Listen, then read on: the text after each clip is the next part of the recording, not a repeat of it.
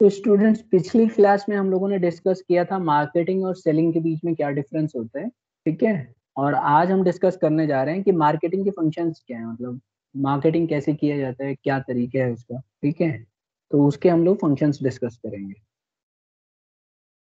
तो देखिए, सबसे पहले ये सबको पता चल ही गया है कि मार्केटिंग क्या है। सबसे पहले पहला फंक्शन है gathering and analysing market information. Marketing में क्या किया जाता है कि मार्केट से बहुत सारी इंफॉर्मेशन गैदर की जाती है, ठीक है। ये पहला काम है मार्केटिंग। अगर आप देखो, इसका एक सबसे इंपॉर्टेंट काम है कि मार्केट में कस्टमर को किस तरह के सामान की जरूरत है, क्या नीड क्या है उसकी, ठीक है। और कैसे, मतलब कंपनी जो है, कंपनी क्या करती है कि ये सारी इंफॉर्मेशन को यूज करती है प्रोडक्ट को बनाने में, ठीक है। ये बहुत ही ज्यादा यूजफुल होता है एनालाइज करने में, क्योंकि कई बार ऐसा होता है कि कंपनी को ये पता ही नहीं रहता है कि इस तरह की अपॉर्चुनिटी है। तो जब वो मार्केट से बहुत सारी इन्फॉर्मेशन नोट डाउन करती है, इन्फॉर्मेशन लेती है, तो उसको कुछ ऐसी चीजों का पता चलता है जो उसके लिए अपॉर्चुनिटी का काम कर सकती है। या फिर कई बार ऐसा भी पता चलता है जो उसके लिए थ्रेट हो। जैसे होता है ना कि लोगों से आप फीडबैक ले रहे हो, लोगों से इंफॉर्मेशन ले रहे हो, तो लोग अपनी नाराजगी दिखाते हैं कि ये सामान तो मैं लूंगा ही नहीं। फिर पूछा जाता है क्यों सर, क्या खराबी है इस सामान में, क्यों आप मतलब इस सामान को दोबारा नहीं खरीदना चाहते। सॉरी। तो वो उनको बताता है कि ये वीकनेस है, ये प्रोडक्ट से मैं ऐसी एक्सपेक्टेशन कर रहा था और ये प्रोडक्ट में ये क्वालिटी खराब निकली। तो कंपनी को बेसिकली पता चल जाता है कि what is the threat, okay. तो उसको वो सुधारने की कोशिश करती है। फिर इनसे अपनी स्ट्रेंथ का भी इनको पता चलता है कि क्या इनकी स्ट्रेंथ है। हर एक प्रोडक्ट की कुछ ना कुछ खास बात होती है, स्ट्रेंथ होती है और वीकनेस भी होती है। तो जब हम गैदर करते हैं, when company start gathering lot of information from the business, from the customers, you can say, then they come to know what are the threats and strengths and weaknesses of the company, and then they work according to that. तो ये एक सबसे पहला इनका function है कि ये लोग इंफॉर्मेशन गैदर करते हैं। दूसरा है इनका मार्केटिंग प्लान। अगर प्रॉपर तरीके से मार्केटिंग प्लान किया जाए तो ऑर्गेनाइजेशन अच्छा करेगी, अपने ऑब्जेक्टिव को अच्छे से पूरा कर पाएगी। तो अभी होता क्या है कि आजकल मार्केटिंग का दूसरा काम यही है कि वो मार्केटिंग प्लान बहुत अच्छे से करते हैं। इसमें क्या करते हैं, जैसे ये लोग पहले से प्लान कर लेते हैं कि हम अपने मार्केट का शेयर इतना बढ़ाएंगे, ठीक है, अगले साल हम यहाँ तक पहुंचाएंगे। तो इनको टारगेट रहता है कि भाई हमें इतना पहुंचना है। तो ये भी एक इंपॉर्टेंट फंक्शन है मार्केटिंग का। मार्केटिंग का काम ये है कि प्लान करके रखो आगे की आपको अपना सेल्स कितना परसेंट बढ़ाना है, और उसी टारगेट पे चलते रहो। अगर उसमें कहीं कमी आ रही है तो वीकनेसेस को ढूंढो, देखो कहाँ किस वजह से आप सेल नहीं बढ़ा पा रहे हो, और फिर उसको उस पर काम करो। एक और आता है प्रोडक्ट डिजाइनिंग एंड डेवलपमेंट। देखिए, ये भी एक इम्पॉर्टेंट फंक्शन है मार्केटिंग का। इसमें क्या होता है कि कोई भी प्रोडक्ट को जब बेचा जाता है तो उसमें देखा जाता है कि प्रोडक्ट को कैसे बनाया जाना चाहिए, किस तरह से प्रोडक्ट बनेगा जिससे कि कस्टमर की नीड को पूरा कर सके। अब आप देखो, हमारे पास इस समय डेटॉल के जो है स्किन केयर भी आता है, इसी तरह से सैनिटाइजर भी आता है, आप देखेंगे इसी तरह से सोप भी आता है। तो मार्केटिंग को ये देखना पड़ता है कि डिजाइन कैसे रखना। अब जैसे साबुन है, ये नहाने के लिए ज्यादा बेटर है, लेकिन एट द सेम टाइम आप देखेंगे हाथ धोने के लिए ज्यादा अच्छा नहीं है, क्योंकि थोड़ा सा एक मतलब साफ सफाई भी नहीं लगती है इससे, और अनकंफर्टेबल सा फील होता है इसको हाथ धोने से बार बार, ठीक है। और इसको वॉश बेसिन में आप मतलब रख नहीं सकते जहाँ पे आप हैंड वॉश करते हैं। लेकिन यहाँ पे अगर हम इस तरह के जो आते हैं यूज करने के लिए, जो कंटेनर है, ये ज्यादा यूजफुल है। आप इसको बस प्रेस कीजिए और काम भर का इसमें मिल जाता है हैंड वॉश करने के लिए, और आप आसानी से हैंड वॉश कर सकते हैं।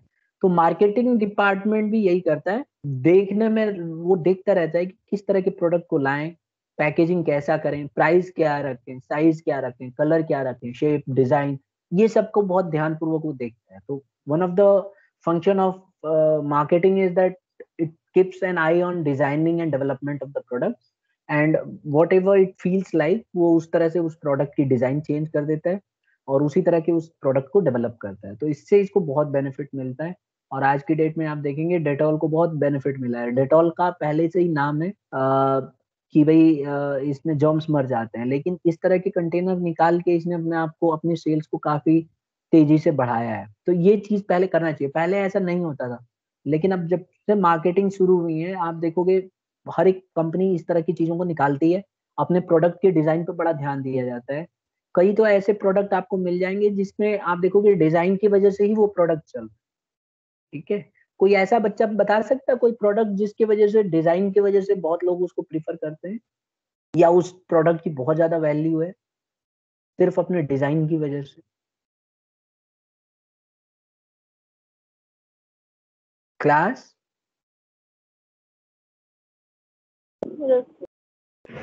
कौन बता रहे हैं, गेस करो। कोई तो प्रोडक्ट आपको लगा होगा ना जो आपका फेवरेट हो, डिजाइन की वजह से आप पसंद करते हो उसको, घर पे यूज करते हैं जो हम। कोई भी नहीं है? अपनी क्लास के बच्चों को तो कैसे भी प्रोडक्ट दे दो, खरीदने के लिए तैयार है बस। डिजाइन से कोई मतलब नहीं है, हमें तो बस यूज करना है ना। पैकेजिंग मैटर नहीं करती है आपके लिए, या करती है? करती है सर। अच्छा, शैम्पू तो सभी बच्चे यूज करते होंगे, बॉयज गर्ल्स सब। अगर ये जो सैचे में आता है, सैचे में आप देखोगे बहुत छोटे छोटे पैकेट्स में आता है, तो आपके घर में ही कई जो आपके भाई बहन है, कोई दूसरा शैम्पू यूज कर रहा है, दूसरा कोई और यूज कर रहा है, तो ऐसे कई बार होता है। ये रीजन क्या है? आप अगर देखो तो ये पैकेजिंग की वजह से हुआ है।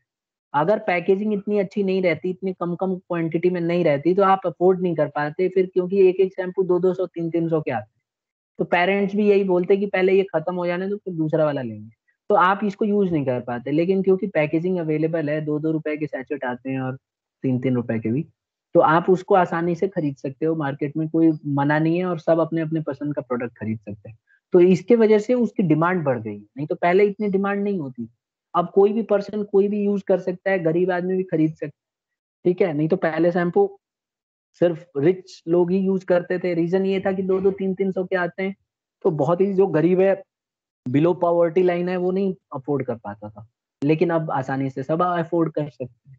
नहीं लगता आपको कि सभी अफोर्ड कर पाएंगे अब?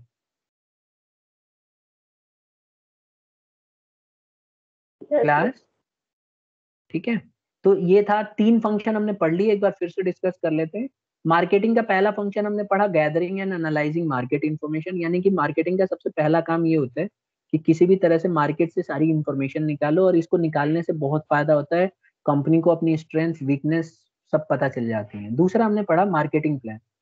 मार्केटिंग का एक दूसरा फंक्शन ये है कि पहले से ही प्लान करके रखा जाता है कि हम आगे फ्यूचर में कितना सेल को बढ़ाएंगे, अपने प्रोडक्ट को कहाँ तक पहुंचाएंगे, ये पहले से ही डिसाइडेड फैक्टर होता है, पहले ही से डिसाइड हो जाता है।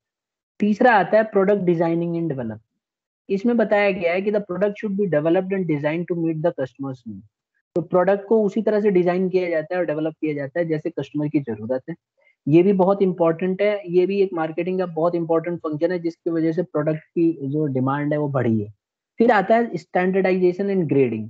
अगर आप देखेंगे तो स्टैंडर्डाइजेशन का मतलब क्या होता है? इसका मतलब होता है कि to produce goods in predetermined standard.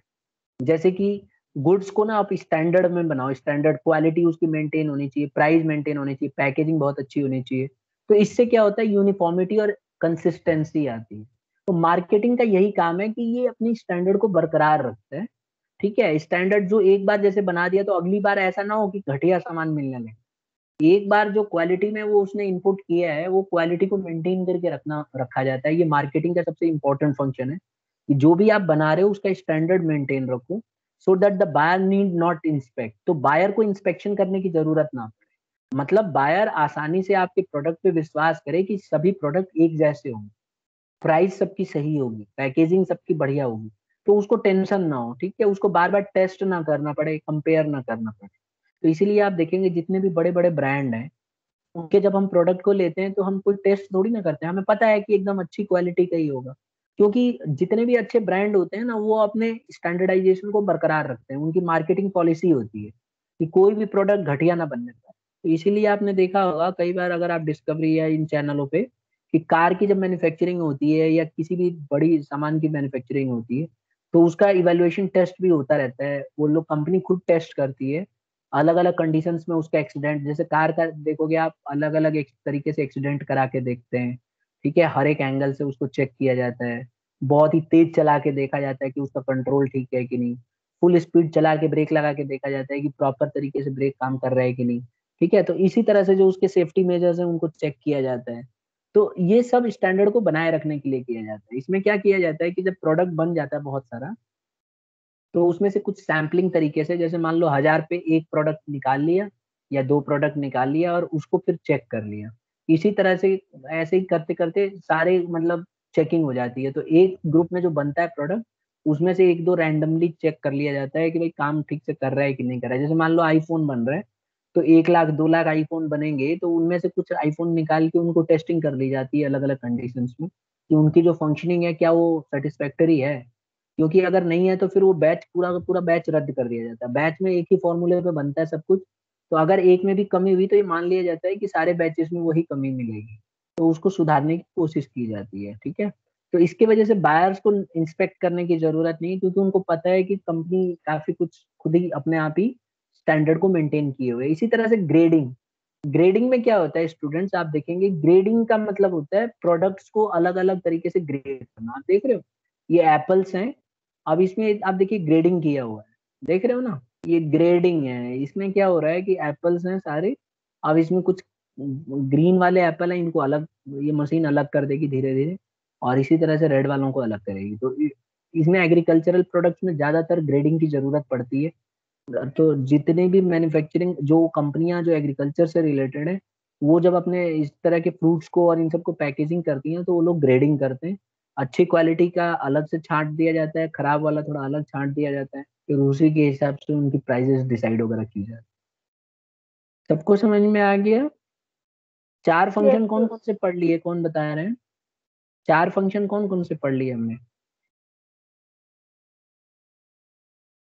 कौन बताएगा? खाली हेडिंग हेडिंग पूछ रहा हूँ।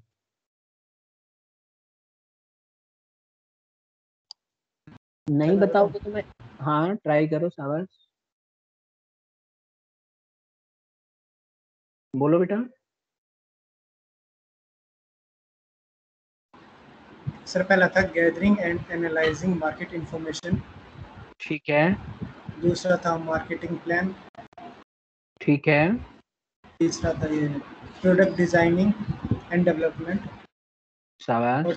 और चौथा standardising and grading. Standardising and grading. Grading. ठीक है, स्टैंडर्डाइजेशन एंड ग्रेडिंग में, स्टैंडर्डाइजेशन में ठीक है, म्यूट कर लो। स्टैंडर्डाइजेशन में स्टैंडर्ड को मेंटेन किया जाता है, और ग्रेडिंग के अंदर जो ज्यादातर एग्रीकल्चरल प्रोडक्ट्स हैं उनको ग्रेड किया जाता है, मतलब अच्छे वाली क्वालिटी को अलग निकाल दिया जाता है, थोड़ा खराब होते हैं उनको अलग। तो ऐसा करना जरूरी होता है, मार्केटिंग की एक फंक्शन है। फिर एक और फंक्शन आता है पैकेजिंग एंड लेबलिंग। देखो पैकेजिंग क्या होती है, सबको पता है, पैकेजिंग इज अ कंटेनर और a rapper in a box और इन विच प्रोडक्ट इज इनक्लोज। तो ये आप देखोगे ये पैकेजिंग है। डव देख रहे हो, डव क्रीम है ये, ठीक है, सिल्की नरिशमेंट लिखा हुआ ना, इसको मुंह पे लगाने पे पूरे मुहासे वहासे दाग वोग सब गायब हो जाते हैं, एकदम सुंदर लुक आता है। ये वही वाला है डव। Yes sir. ठीक है, तो डव ये हो गया, ये हमारा हो गया पैकेजिंग। इसकी देखो पैकेजिंग कितनी बढ़िया है, इन्होंने पैकेजिंग पे कितना ध्यान रखा है, देखने से ही एकदम सॉफ्ट लग रहा है, भले हो ना हो लुक आ रहा है इसका, मतलब बनाते समय किसी ने इतना ध्यान दिया है इसके ऊपर कि एकदम वैसा ही लुक आना चाहिए, खरीदने वाले को फील होना चाहिए कि इस तरह का काम करेगा ये, भले करे ना करे वो अलग बात। ठीक है, अच्छा इसको क्यों बनाया जाता है? इसको इसलिए बनाया जाता है कि ये प्रोटेक्ट कर सके गुड्स को डैमेज होने से। क्योंकि जब सामान को एक जगह से दूसरी जगह मूव करते हैं तो बहुत ज्यादा चांस है, आप क्रीम को अगर आप ऐसे रखोगे तो उसकी चटनी बन जाएगी उसकी, तो इसीलिए इसको इस तरह के डब्बे में पैक करके रखा जाता है, जिससे कि इसमें डैमेज ना हो और सामान की क्वालिटी बरकरार रहे।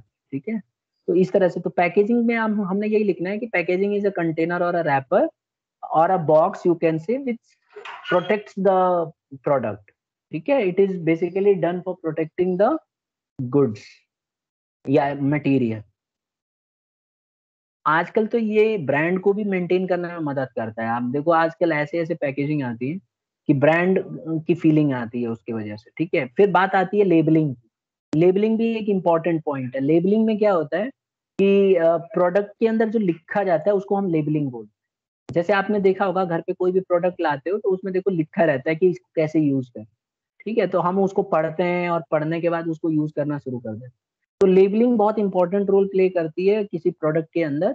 ये क्या होता है, पैकेज के ऊपर ही कुछ लिखा हुआ कंटेंट होता है जिस जो हम पढ़ के उसकी स्पेसिफिकेशंस को पढ़ सकते हैं, और फिर हम उसको यूज करने का तरीका भी लिखा रहता है, कई बार हम उसको यूज कर सकते हैं। ठीक है, जैसे आप देखो बहुत सारे ऐसे प्रोडक्ट हैं जिसमें लेबलिंग का बड़ा इस्तेमाल होता है, जैसे मैगी हो गया। मैगी कितने मिनट में बन जाती है? 7 मिनट, कितना? 5-7 मिनट लगते हैं कम से कम। और लेबलिंग पे कितना लिखा रहता है मैगी 2 बनाने मिनट। में? Sir 2 minute. 2 मिनट और बनती कितने में? 6-7 मिनट में? बिल्कुल। मुझे तो नहीं लग रहा है कि 6-7 मिनट लगता है उसमें। तुम लोग सर उसमें मेरी पूरा बन जाती है 2-3 मिनट में। हाँ, तो फिर तुम्हें कच्चा खाने की आदत है तो क्या करें हम? नहीं सर, बिल्कुल सही बनती है। अच्छा ठीक है, तो लेबलिंग वालों ने कुछ तो दिमाग लगाया होगा ना। वो भाई 2 मिनट बोल रहे हैं तो 2 मिनट पका के भी एक बार देखो आप। अब उसमें टमाटर धनिया मिर्ची सब डालोगे तो गड़बड़ तो होगी ना फिर। तो इसीलिए labelling refers to designing and developing the label to be put on the package and give the specifications of the product in the package। तो पैकेज के बारे में स्पेसिफिकेशंस देती है। देखो, जहां तक मेरा अपना पर्सनल व्यू अगर मैं बताऊं तो मुझे नहीं लगता है कि मैगी 2 मिनट में बन जाएगी। ठीक है, लेकिन अगर कोई बना ले तो हो सकता है वो बनाने का स्किल भी होगा कुछ, मुझे नहीं पता। लेकिन उस पर पैकेज पे तो लिखा रहता है कि बहुत जल्दी बन जाएगी। अब टाइमिंग जितना लिखा है उससे ज्यादा टाइम लगता है। अब कंटेनर किस तरह का वो यूज करने के लिए बोलते हैं ये हमें नहीं पता। ठीक है, तो लेबलिंग क्या है? लेबलिंग कोई भी प्रोडक्ट के ऊपर लिखा हुआ कोई भी सामान, मतलब जो लिख दिया जाता है और जिसको हम लोग पढ़ के और उसको उसी हिसाब से सामान को बना यूज करते हैं, उसको हम लेबलिंग बोलते हैं। ठीक है, कई सामान ऐसे हैं जिनका लेबलिंग का होना बहुत जरूरी है। अगर लेबलिंग नहीं होगी तो हम उसको यूज भी नहीं कर पाएंगे। लेबलिंग एक इम्पॉर्टेंट पार्ट है। फिर आता है ब्रांडिंग। ये भी देखो मार्केटिंग का फंक्शन है। देखो, कोई भी सामान को ना आपको ब्रांडिंग करनी पड़ती है। आपको कोई सिंबल रखना पड़ता है कोई प्रोडक्ट का, जिससे कि लोग उसको दूर से ही आइडेंटिफाई कर सकें। जैसे मैं अभी आपको स्क्रीन पे दिख रहा है, सब बच्चे अपनी क्लास के, कोई भी ऐसा बच्चा नहीं होगा बेशक यूज करता हो या ना करता हो, इस ब्रांड को पहचान लेगा। कौन सा ब्रांड है? एप्पल।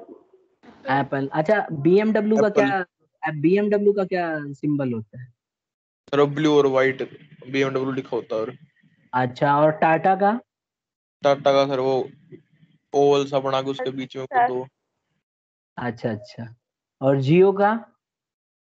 जियो का तो सर जियो लिखा होता है और व्हाइट कलर से बाहर रेड कलर का। अच्छा, जियो में बाहर रेड कलर होता है। चलो, पियर्स, कोको कोला, होता है। ये सब हमें पता है। तो ये बेसिकली क्या है, आगे चल के हम पढ़ेंगे ब्रांडिंग में। ब्रांडिंग एक ऐसा प्रोसेस है जिसमें सामान का नाम दिया जाता है या फिर उसका सिंबल दिया जाता है प्रोडक्ट को, जिससे कि लोग दूर से ही उसको पहचान सके। जैसे कोको कोला में देखते हो नाम कैसे लिखा जाता है, कोको कोला ऐसा दिया रहता है कि बोतल को आप किसी भी तरह से घुमाएंगे ना तो आप उसको पढ़ पाएंगे। मतलब कुछ लिखने की स्टाइल ऐसी होती है कि बोतल में लिखने पे बड़ा ध्यान दिया जाता है। मैं एक बार पढ़ रहा था कोको कोला की सबसे खास खूबी क्या हुई कि जब इसका नाम लिखा जा रहा था तो ये देख रहे हो ना, इतना बड़ा नाम लिखना मतलब मुश्किल काम था। तो उन्होंने कुछ ऐसा लिखा कि आप किसी भी एंगल से पढ़ेंगे ना तो आपको दिक्कत नहीं आएगी। कोको कोला आसानी से आप पढ़ सकते हैं। नाम मतलब बहुत अच्छे होने चाहिए और कोई ऐसा नाम देके उसको पॉपुलर बनाया जाता है जिससे कि लोग पहचान ले। बेशक हम इसको यूज नहीं करते लेकिन नाम सुनते के साथ ही हम पहचान लेंगे कि बहुत बढ़िया प्रोडक्ट है। ठीक है, हालांकि हमने यूज नहीं किया होता है। तो इसको ब्रांडिंग बोलते हैं। मार्केटिंग का सबसे इंपॉर्टेंट फंक्शन है कि किसी भी सामान की ब्रांडिंग होना जरूरी है। अगर ब्रांडिंग नहीं होगी तो सामान compete नहीं कर पाएगा और मार्केट में बेच नहीं पाएगा अपने आप। एक और फंक्शन है मार्केटिंग का, कस्टमर सपोर्ट सर्विस। देखिए, आजकल ये बहुत इंपॉर्टेंट हो गया है कि जब आप सामान कोई खरीदते हो तो कस्टमर सपोर्ट सर्विस आपको मिलती है। कस्टमर को कंप्लेंट्स, कस्टमर अपने अपने प्रोडक्ट को अगर लेके कोई चीज से नाराज है तो वो कंप्लेन कर सकता है। मेंटेनेंस सर्विस की जाती है। अगर आपके कोई सामान में कोई प्रॉब्लम आ गई तो आपको कस्टमर सपोर्ट सर्विस दी जाएगी। टेक्निकल सर्विसेज दिए जाते हैं, कस्टमर इंफॉर्मेशन दिए जाते हैं। तो आप इस तरह के चीजों को यूज कर सकते हो। ठीक है, किसी बच्चे ने इसको यूज किया कस्टमर सपोर्ट सर्विस? सर वो तो लेबलिंग में ही लिखा रहता है ना। इसमें लेबलिंग में लिखा रहता है, मैं वो नहीं कह रहा हूँ। देखो, ये कस्टमर सपोर्ट सर्विस के लिए आपको लेबलिंग में लिखा रहता है कि कस्टमर सपोर्ट और कॉन्टैक्ट नंबर होता है और उसकी वेबसाइट होती है। तो ये तो आपको सिर्फ इंफॉर्मेशन दे रहा है, लेकिन इसको यूज करने के लिए आपको डिपार्टमेंट तो बनाने पड़ेंगे ना। आपको देख रहे हो ये 4 जने बैठे हुए हैं, ऐसे फोन लगा के बैठे रहते हैं, कस्टमरों के फोन आते रहते हैं। ठीक है, कस्टमर इनसे अपनी क्वेरी पूछते हैं, कई भड़के रहते हैं तो इनको सुनाते भी हैं अच्छे से स्लो। और कई लोग थोड़ा प्रोडक्ट से नाराज होते हैं तो बहुत उल्टा सीधा इनको अब्यूज भी कर देते हैं कई लोग। लेकिन ये लोग फिर भी शांति से बोलते हैं क्योंकि इनको सिखाया जाता है कि कैसे आपको कस्टमर से डील करना है। और कस्टमर को सपोर्ट करने के लिए बैठे रहते हैं। अगर आपको किसी भी तरह की टेक्निकल दिक्कत आ रही है प्रोडक्ट को लेके, तो आप आसानी से इनसे बात कर सकते हैं और डिस्कस कर सकते हैं। ऐसे ही होता है ना। Yes sir. तो अगर मान लो आपको कोई सामान ले रहे हो और आपके अंदर झिझक है, जैसे सपोज करो कई बार होता है ना, हम फोन ले रहे होते हैं तो हमें लग रहा होता है कि आजकल तो इनबिल्ट बैटरियां आ रही हैं, लेकिन अगर इनबिल्ट बैटरी नहीं होती है तो कई बार दिमाग में आता है ना कि कहीं बैटरी तो नहीं चेंज कर दी दुकान वाले ने। आता है कि नहीं ऐसे दिमाग में? हाँ या नहीं, बोलो। नहीं सर। नहीं आता? नहीं, कई बार वो लोग चेंज कर देते हैं, बैटरी निकाल के अपने फोन में लगा देते हैं, अपने फोन की आपकी बैटरी में लगा देंगे। कई लोग ऐसे कर देते हैं, दुकान वाले। ठीक है, तो हमें कैसे पता चलेगा कि इसी फोन की बैटरी है कोई तरीका? सर उस कस्टमर केयर पे नंबर होएगा, उस पे पूछ लेंगे। क्या पूछेंगे? सर वो बैटरी पे कुछ नंबर लिखा होता है, वो मोड अच्छा, नंबर। ठीक है, तो उसमें थोड़ा सा मैं हेल्प कर देता हूँ आपकी। कभी आपने यूज किया हो तो, अगर जैसे मान लो कोई ऐसे इस तरह का सामान आप लेते हो ना, और आपके दिमाग में कंफ्यूजन है, तो आप पहले तो कस्टमर सर्विस को फोन करके उस दुकान का वो पूछेगा नाम। ठीक है, आपको दुकान का रजिस्टर्ड नंबर उसकी बिल में रहता है, तो आपसे वो पूछेगा कि जिस दुकान से आपने ये सामान लिया है इसका रजिस्टर्ड नंबर क्या है। तो आप उसका रजिस्टर्ड नंबर बिल में से देख के बता दोगे कि ये है। तो पहले वो कंफर्म कर देगा कि ठीक है, हमारे यहाँ से प्रोडक्ट इसके यहाँ डिलीवर हुआ है। दूसरी बात ये पूछेगा फोन नंबर, आपका जो फोन का जो नंबर होता है ना, फोन का एक आईडी नंबर होता है, वो आपको मिल जाएगा उसके डब्बे में। वो वाला नंबर आपसे पूछते हैं, फिर जब आप बताओगे तो बैटरी नंबर भी बता देते हैं कि इस फोन के साथ यही वाली बैटरी नंबर होनी चाहिए। अगर वो मैच नहीं करती, मिसमैच हो रही है, दैट मीन्स के बीच में किसी ने घपला किया। ठीक है, तो इस तरह की बहुत सारी कस्टमर सर्विसेज प्रोवाइड होती हैं। आपको सामान को लेके सर्विसेज देते हैं, जैसे कोई सामान आपने खरीदा और वो सामान में कोई डिफॉल्ट आ रहा है, तो आप कस्टमर सर्विस की मदद ले सकते हैं। आपको सपोर्ट करने के लिए कस्टमर की सपोर्ट के लिए होता है। जैसे आप वॉशिंग मशीन अगर खरीद के लाए और वॉशिंग मशीन को गाइड करने के लिए एक आता है ना कस्टमर सर्विस से, कि नहीं आता? आता है सर। आता है, तो वो आके आपको छोटी छोटी टेक्निकलिटीज बता के जाएगा। ठीक है, अगर ईमानदार हुआ तो। और बेईमान हुआ तो फिर अपना कॉन्टैक्ट नंबर दे के जाएगा और आपको ढंग से बताएगा नहीं कई चीजें। फिर वॉशिंग मशीन खराब होगी तो आप उसको फोन करोगे, पर्सनल नंबर दे के जाएगा, फिर आप वो आके आपसे चार्ज करेगा पैसे। कई बार ऐसा भी होता है। तो अगर मतलब देखो, कंपनी का मेन मोटिव होता है कि कस्टमर को सारी चीजें बता दी जाए, क्लियर हो, कस्टमर को प्रोडक्ट पसंद है। अब इसके लिए जैसे वॉशिंग मशीन का ही मैं एक छोटा सा एग्जांपल बता दूं। जैसे वॉशिंग मशीन कई बार आप सर देखोगे आपकी आवाज़ कट रही है। अभी भी कट रही है आवाज। बीच बीच में कटती है उसके बाद। अच्छा, ठीक है, एक बार मैं डिस्कनेक्ट करके फिर से कनेक्ट करता हूँ, हो सकता है।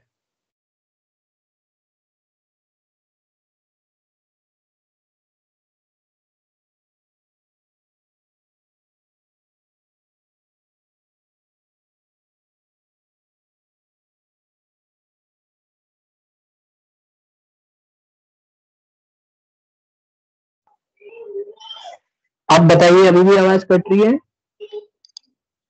नो या? और सर हाँ, तो पहले बता दिया करो ना जब आवाज कटती है तो। ठीक है, तो मैं ये कह रहा था ना कि कस्टमर जो सपोर्ट सर्विस है, कस्टमर सपोर्ट सर्विस इसीलिए होती है कि कस्टमर को सपोर्ट करने के लिए। तो मैं एक एग्जांपल देता हूँ। और जैसे वॉशिंग मशीन का हम डिस्कस कर रहे थे, तो वॉशिंग मशीन के लिए जो आएगा बनाने वाला, वो आपको छोटी छोटी बारीकियां बता सकता है कि वॉशिंग मशीन में एक मतलब स्विच होता है, अगर मान लो उसमें कोई डिफॉल्ट आ रहा है, सडनली बंद हो गई, तो ऑटोमेटिकली वो खराब नहीं हुई होती है, उसको खाली पुश करना होता है। तो दुकान वाले वो आते हैं आपके घर पे, वो बोलेंगे ये खराबी है, ये खराबी है, और वो एक्चुअल में कुछ खराबी होती ही नहीं है। बस वो दो तीन सामान निकाल के चेंज कर देते हैं और उस वाले बटन को प्रेस कर देते हैं, बस। मशीन तो पहले भी खराब नहीं थी, लेकिन ओरिजिनल निकाल के ले जाते हैं, लोकल वाला डाल जाते हैं, और फिर उनका काम हो गया। आपको लगता है कि बना के गए, और फिर वो अगली बार आने की तैयारी करके जाते हैं, क्योंकि लोकल लगा के गए होते हैं, तो अगली बार फिर खराब होगा। फिर वो अपना जाके डायरी में नोट कर लेते हैं कि भाई इस कस्टमर का बना के आए हैं, 2-3 महीने के बाद फिर इसका फोन आएगा, हमारी इनकम बढ़ेगी। ऐसे ही होता है ना। Yes sir. हाँ, तो ध्यान रखना भाई, खुद ही बना लिया करो। ठीक है, इसी तरह से देखो कई सारी चीजें हैं, जैसे टीवी है। टीवी में भी क्या टीवी वाली कंपनी को पता नहीं है कि क्या क्या चीजें खराब होती हैं? वो लोग पहले से ही उसके सिस्टम्स में वो यूज करते हैं। जैसे मान लो टीवी कभी खराब हो ही नहीं सकती है, उसमें वो लोग फ्यूज डाल के रखते हैं 3 रुपए का, तो सबसे पहले वही डैमेज होगा। अगर टीवी में कभी भी कोई शॉर्ट सर्किट आउटर साइड से कोई प्रॉब्लम आएगी तो सबसे पहले वो 3 रुपए का सामान डैमेज हो जाता है, उसके बाद वो 10-12 रुपए का एक और सामान है वो डैमेज होता है।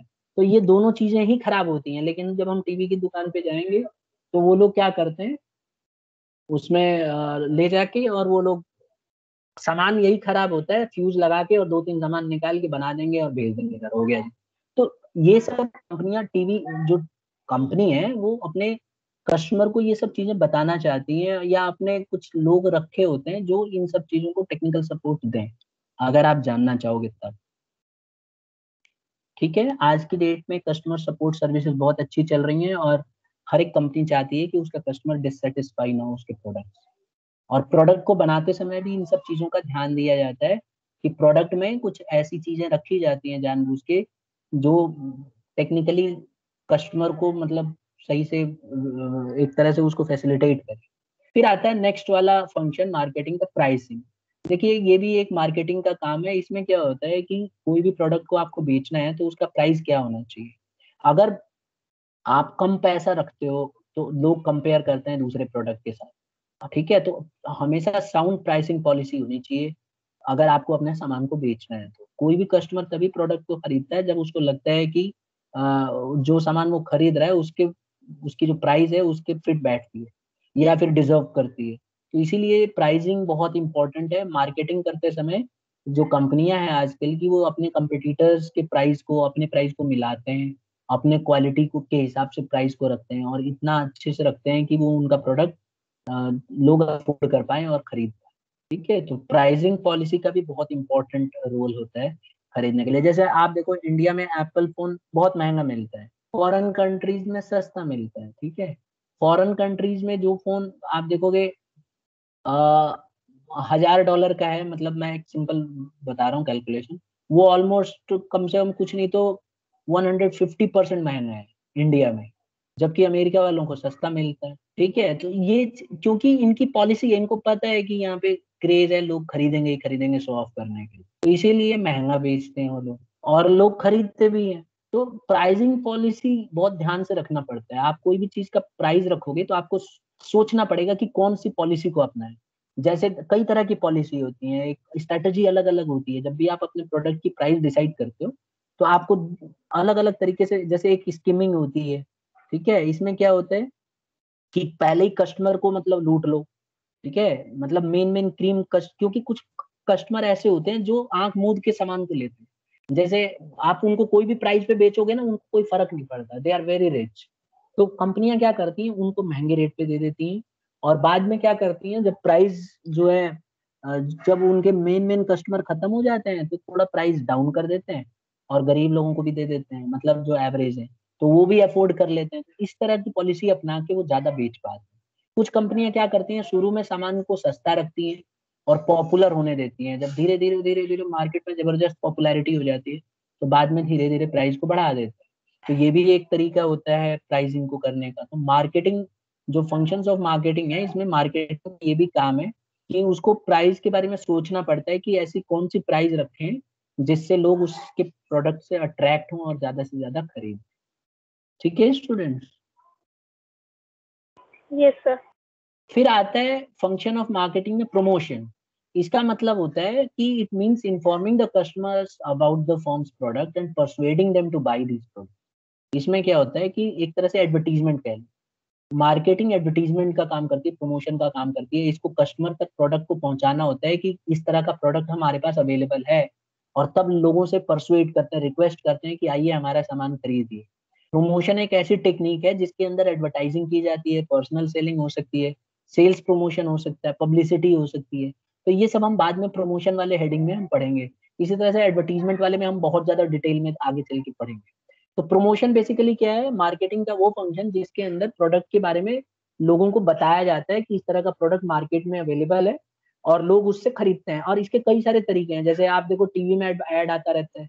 इसी तरह से पर्सनल सेलिंग होती है, जब घर में आके दरवाजा खटखटा के बेचने वाले आ जाते हैं और सामान जबरदस्ती बेच के जाते हैं कि सर ये प्रोडक्ट आप एक बार यूज करके देखिए, आप बोलोगे सर सामान खराब निकल गया, तो वो बोलेगा मैं फिर तो आऊंगा मैं 10 दिन के बाद, फिर मेरा गला और आपका हाथ जैसे मन करे ऐसे मेरे को पनिशमेंट कर दीजिए, लेकिन सामान एक बार आप यूज करके देखिए, आपको कन्विंस करेगा।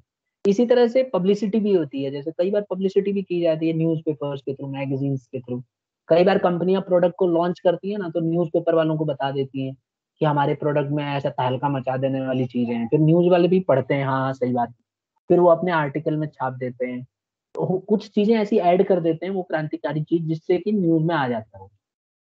जैसे आप देखो, कार, नैनो कार आ गई थी, उसकी कितनी पब्लिसिटी हुई थी कि गरीबों के लिए निकली पहली कार, और टीवी में खूब जम के एडवर्टीजमेंट हुआ उसका, मतलब पब्लिसिटी हुआ। इसके लिए नैनो ने पैसे नहीं दिए थे, बस ये है कि न्यूज चैनल वाले दिखा रहे थे कि कस्टमर खूब देखेंगे, तो इसको हम बोलते हैं पब्लिसिटी। तो ये भी एक तरीका है मार्केटिंग करने का आपको अपने सामान का। फिर आता है physical distribution. One of the function of marketing is physical distribution. इसमें क्या होता है कि प्लानिंग किया जाता है, इम्प्लीमेंटेशन किया जाता है, कंट्रोल किया जाता है कि सामान एक जगह से दूसरी जगह भेजें तो कैसे भेजें, क्या तरीका होगा जिससे सामान एक जगह से दूसरी जगह भेजा जाएगा, कौन सा चैनल ऑफ डिस्ट्रीब्यूशन होगा, क्या सीधा स्टोर जहां से मैन्युफैक्चर हो रहा है वहां से सीधा कस्टमर के घर भेजा जाएगा, या फिर होलसेलर्स के थ्रू चैनल ऑफ डिस्ट्रीब्यूशन रखा जाए कि पहले होलसेलर पे जाएगा, होलसेलर से रिटेलर पे जाएगा, रिटेलर से फिर कस्टमर्स के पास जाएगा। तो ये सारी चीजें देखी जाती हैं। फिर आता है ट्रांसपोर्टेशन। ट्रांसपोर्टेशन भी एक इंटीग्रल पार्ट है मार्केटिंग का, जिसके अंदर प्रोडक्ट को अवेलेबल कराया जाता है कंजम्पशन के लिए। अब ट्रांसपोर्टेशन के कई सारे ऑप्शंस अवेलेबल हैं, एरोप्लेन, बस, कार, मेट्रो। तो ये मार्केटिंग का भी एक तरीका है कि कौन सा तरीका आप अपनाना चाहते हैं अपने प्रोडक्ट को कंजम्पशन कराने के लिए। ठीक है, और एक और है स्टोरेज एंड वेयर हाउसिंग। इसमें क्या होता है, ये भी एक मार्केटिंग है। मार्केटिंग के अंदर एंटिसिपेट किया जाता है कि फ्यूचर में इसकी डिमांड होगी, तो उस प्रोडक्ट को पहले से ही स्टोर करके रखा जाता है और जरूरत पड़ने पे उसको डिलीवर किया जाता है। तो ये मार्केटिंग का एक इम्पॉर्टेंट सोर्स है। आप देखेंगे कई सारे ऐसे प्रोडक्ट हैं जो वेयर हाउसेस में रखे रहते हैं और जरूरत पड़ने पे उनको सही समय पे प्रोवाइड किया जाता है। तो अगर कोई कंपनी ऐसा कर पाती है अच्छे से, अपने सामान की कमी नहीं होने देती मार्केट में, और प्रॉपर टाइम पे कंज्यूमर्स तक पहुंचाती है और क्वालिटी भी मेंटेन रखती है, तो वो अच्छा करती है कंपनी। तो ये मार्केटिंग का ही एक पार्ट है जिसके अंदर ये सारी चीजें मेंटेन करके रखी जाती है। ठीक है स्टूडेंट्स, तो आज की क्लास में हमने यही पढ़ा, फंक्शंस ऑफ मार्केटिंग। पहला हमने पढ़ा कि इसमें बहुत सारी इंफॉर्मेशन गैदर की जाती है और एनालाइज किया जाता है। दूसरा हमने पढ़ा कि मार्केटिंग प्लान जो है किया जाता है, प्रोडक्ट में डिजाइनिंग की जाती है, फिर स्टैंडर्डाइजेशन एंड ग्रेडिंग किया जाता है। फिर पैकेजिंग एंड लेबलिंग में हमने पढ़ा कि एक रैपर होता है जो कंटेनर जो प्रोडक्ट को बांध के रखता है, और लेबलिंग में उसी प्रोडक्ट के ऊपर कुछ लिख दिया जाता है जिसको हम पढ़ के यूज कर सकते हैं। ब्रांडिंग हमने पढ़ा कि कोई भी प्रोडक्ट का एक सिंबल या नाम दे देना और उसको पॉपुलर बनाना। फिर कस्टमर सपोर्ट सर्विस भी मैंने आपको बताया कि one of the function of marketing है, जिसके अंदर कंपनी अपनी तरफ से सपोर्ट देती है। अगर कस्टमर की कोई ग्रेवियंस है, कोई प्रॉब्लम है, तो उस सपोर्ट नंबर पे फोन करके अपनी प्रॉब्लम से छुटकारा पा सकता है। फिर प्राइसिंग का भी हमने पढ़ा कि प्राइसिंग के थ्रू कंपनी की एक बहुत इंपॉर्टेंट फंक्शन है मार्केटिंग का, कि प्राइस को बहुत ढंग से रखा जाए, ये ध्यान में रख के रखा जाए कि दूसरे कंपिटिटर्स के क्या प्राइस है और कितने प्राइस रखने पे लोग अफोर्ड कर पाएंगे। प्रमोशन में क्या है, एडवर्टाइज करना। इसके अलग अलग तरीके हैं, बाद में डिटेल में पढ़ेंगे क्या क्या तरीके हैं। बेसिकली इसका काम होता है कस्टमर तक इन्फॉर्मेशन देना। फिजिकल डिस्ट्रीब्यूशन में कौन सा सोर्स चुना जाए जिससे सामान पहुंचाया जाए। ट्रांसपोर्टेशन में सामान को एक जगह से दूसरी जगह पहुंचाने का काम। और वेयर हाउसिंग के अंदर सामान को स्टोर करके रखना जिससे कि जरूरत पड़ने पे सामान को बेचा जा सके, दिया जा सके। ठीक है, अगली क्लास में हम मार्केटिंग के एलिमेंट्स पढ़ेंगे स्टूडेंट्स। आज हम सर इतना ही करते हैं, किसको डाउट है तो पूछो। 10th पॉइंट के बाद बात समझा दो। कौन सा 7th point? 10th physical distribution. देखो फिजिकल डिस्ट्रीब्यूशन में क्या होता है कि कई सामान ऐसे होते हैं जो हर जगह नहीं होते, ठीक है, और कई सामान ऐसे भी होते हैं जहां उनकी हर जगह डिमांड भी नहीं होती। तो आपको देखना पड़ता है कि इस एरिया में इस सामान को पहुंचाने के लिए कौन सा तरीका बेस्ट रहेगा। जैसे फॉर एग्जांपल, जैसे मान लो बुलेट है, बुलेट मोटरसाइकिल, ठीक है, इनफील्ड। अब एक बात बताओ, इनफील्ड क्या हिमाचल प्रदेश में लोग पसंद करेंगे?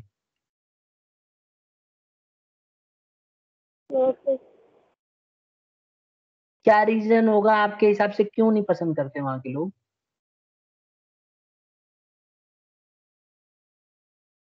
हिमाचल हो गया, उत्तरांचल हो गया, इधर के लोग ज्यादा इस तरह की हेवी बाइक क्यों नहीं चलाना चाहते हैं? पहाड़ी इलाका है सर, चलेगा किस नहीं। किस वजह से? कोई बच्चा बताएगा मुझे क्या रीजन हो सकता है? गैस करो। पहाड़ी इलाका होता है। तो पहाड़ी इलाका होता है तो पहाड़ पे तो और उल्टा रोड पे चढ़ाई होती है, तो ये तो बाइक एकदम मस्त चलेगी मेरे हिसाब से तो, और इसकी डिमांड होनी चाहिए, फिर क्यों नहीं करते?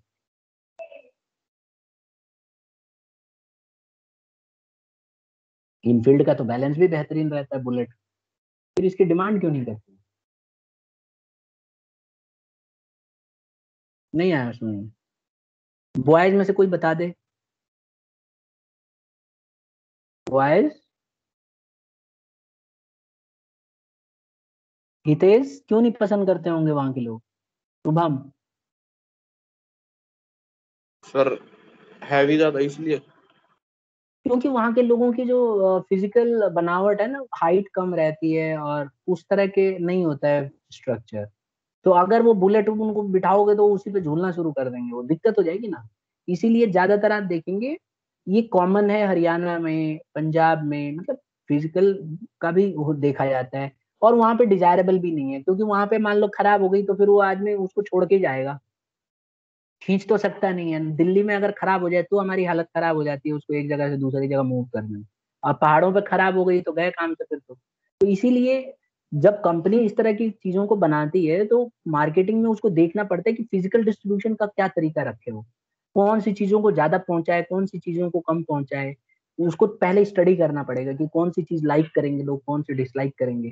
तो फिजिकल डिस्ट्रीब्यूशन देखना पड़ेगा कि किस तरह से सामान को पहुंचाया। आ गया समझ में? Yes sir. और कोई पॉइंट?